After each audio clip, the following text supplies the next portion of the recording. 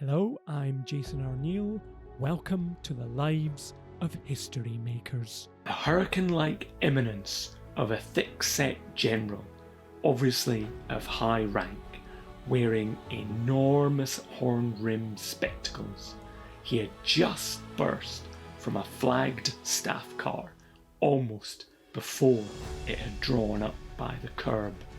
Now he tore up the steps of the building at the charge, exploding through the inner door of the hall. An extraordinary current of physical energy, almost of electricity, suddenly pervaded the place. I could feel it stabbing through me. So wrote Anthony Poe in a thinly disguised vignette of today's history maker, Field Marshal Alanbrooke. Born some 140 years ago this week, at the height of the Victorian era, and a near contemporary of Churchill, whom he would come to advise in World War II, Brooke would have as major an influence on the outcome of that war as anyone.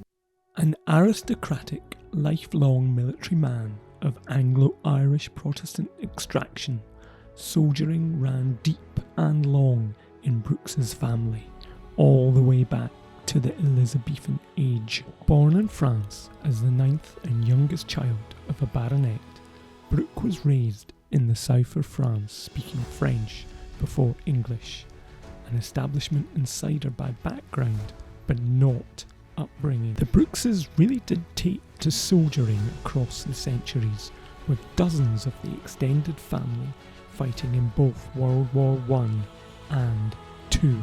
Brookes's military career started when he was 18 at the Royal Military Academy at Woolwich, and 2 years later he was commissioned as a second lieutenant in the Royal Field Artillery, where he passed the years before World War I soldiering in Ireland and India.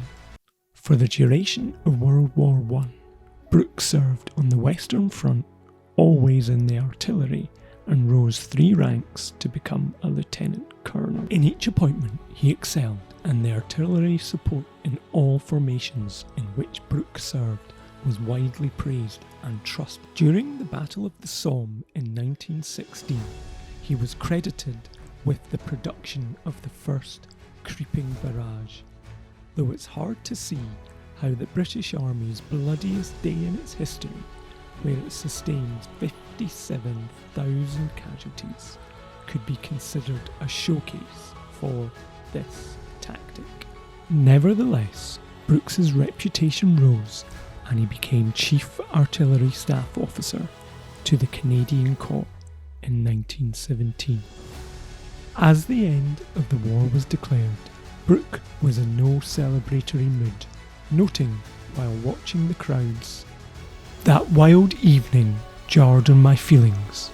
I felt untold relief at the end being there at last, but was swamped with floods of memories of those years of struggle.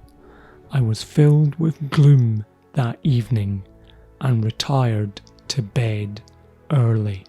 Brooke's strategic reputation grew between the wars, and he attended various military colleges where he was considered an outstanding student, and he would invariably return to them as an instructor. The period between the wars saw a debate on the impact and application of mechanisation, with a clear hope to avoid the stalemate of trench warfare. Distilling his experience of artillery in the recent war, Brooke thought that the impact of firepower was always overlooked as it was difficult to simulate, whereas movement on the battlefield could be practiced more easily. He came to believe that firepower dominated movement, which was itself impossible in modern war without the production of massive and effective supporting fire. Another contentious issue was the proper operational employment of armoured formations. Some argued that armoured formations should be all tank, while others argued that they should be combined arms that included tanks, infantry and artillery. Brooke believed that future battle would demand the cooperation of all arms.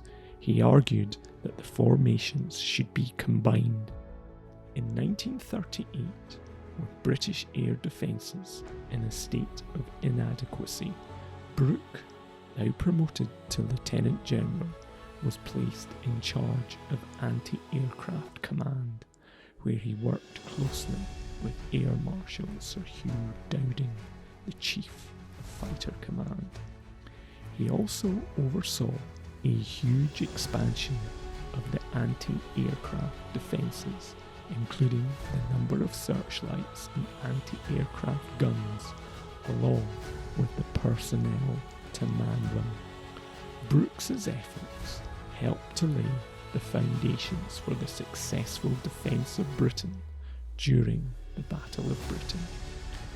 By the outbreak of the Second World War, Brooke was already seen as one of the British Army's foremost generals and had played a key role in both the development of the British Army's mechanisation programme and was instrumental in shaping the British Army's anti-aircraft defences in the lead-up to World War II. In August 1939, Brooke was made Commander-in-Chief of Southern Command and nominated to command the Second Corps of the British Expeditionary Force upon mobilisation. His corps was largely untrained and ill-equipped, but they were able to improve their condition during the unexpected pause before the Germans attacked in the west. It had been agreed that if the Germans attacked through Belgium and Holland, the Allied left wing, including the BEF, would advance into Belgium and extend the French Maginot Line defences northwards. Brooke disliked this concept of meeting the German army in open warfare because he believed that the Allied left wing was not adequately equipped or trained for such a battle. In addition, he had two further doubts. First, he was concerned about the quality and determination of the French army. This scepticism was underlined when he visited some French units and saw unshaven men and dirty vehicles. These doubts about the French army would soon prove to be well founded. The French army had been in a state of decline for years leading up to World War II, and it was unprepared for the German onslaught in 1940. Secondly, he did not believe that the Commander-in-Chief of the BEF, Lord Gort, had the strategic vision required. When the German attack came in May 1940, Brooks's corps took part in the series of withdrawals forced on the BEF by the disintegration of the front and the rapid advance of the Germans' blitzkrieg.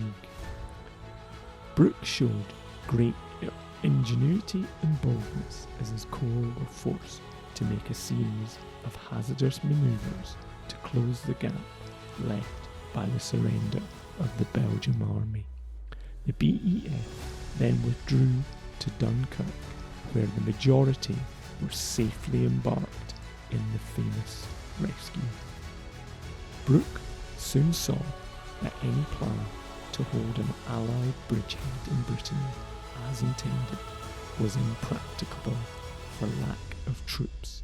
He was also certain that the French lacked the will to continue fighting, and they did indeed surrender only a couple of weeks later. With the invasion of Britain expected daily, Brooke became Commander-in-Chief, Home Forces, in charge of how to counter the invasion and the reorganisation and re-equipment of the army. It was only with the winning of the Battle of Britain and the German invasion of Russia in June 1941 that the mood would shift to attack.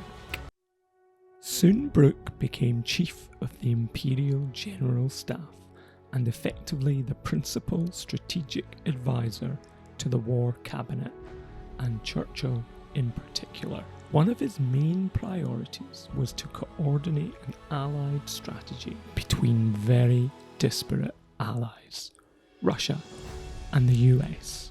The Red Army had been nearly defeated by the Germans, so Britain provided them with large amounts of war material via hazardous convoys in northern waters with no gratitude from the Russians. All Stalin was interested in was an attack in the West. With the Americans, it was agreed the war against Germany, as opposed to Japan, would be paramount, and the Americans, with some reluctance, were persuaded to cooperate in a Mediterranean campaign and subsequent invasion of Italy. Inevitably, this postponed an invasion of France, which the Americans saw as the most obvious route to Germany. By September 1943, the Italians had indeed surrendered to the Allies, but it would take a further 20 months before the Germans would capitulate. The more I see of politicians, the less I think of them. So wrote Alanbrooke in 1941. During the years as Chief of the Imperial General Staff, Brooke had a difficult relationship with Churchill. One of his concerns was to ensure Churchill's unique approach and energies were directed appropriately, and he was determined to prevent Churchill from pursuing unsound strategic schemes that could jeopardise the war effort. In his dealings with Churchill and the War Cabinet, there were many acrimonious exchanges. Brooke always said what he thought and was opinionated and strong-willed enough to stand up to Churchill. Neither Churchill nor Brooke could have done so much without the other, yet each found the other abrasive as well as indispensable. Having been promoted to the highest rank in the British Army, Field Marshal, in 1944, Brooke left the army almost as soon as the war ended. He had spent nearly 45 years in service and would die in 1963. Brooke was an excellent soldier, but also a difficult man to work with, who was impatient and did not suffer fools gladly. But he was a brilliant strategist and was one of the most important figures in the British military during World War II.